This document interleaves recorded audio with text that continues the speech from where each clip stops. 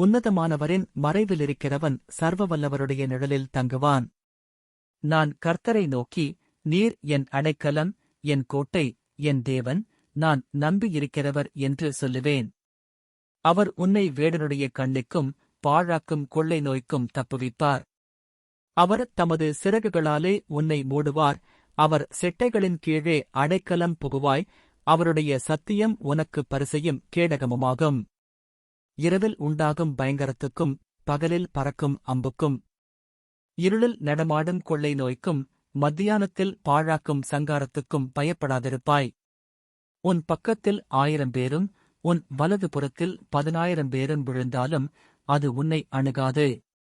உன் கண்களால் மாத்திரம் நீ அதை பார்த்து துன்மார்க்கருக்கு வரும் பலனைக் காண்பாய். எனக்கு அடைக்கலமாயிருக்கிற உன்னதமான கர்த்தரை உனக்கு தாபரமாகக் கொண்டாய். ஆகையால் பொல்லாப்பு உனக்கு நேரிடாது, வாதை உன் கூடாரத்தை அணுகாது. உன் வழிகளிலெல்லாம் உன்னைக் காக்கும்படி உனக்காகத் தம்முடைய தூதர்களுக்கு கட்டளையிடுவார்.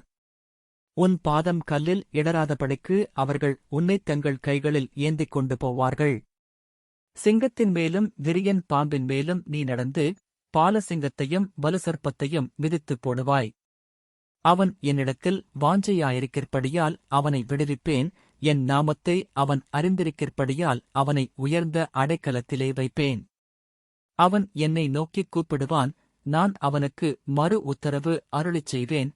ஆபத்தில் நானே அவனோடிருந்து அவனைத் தப்புவித்து அவனைக் கனப்படுத்துவேன்.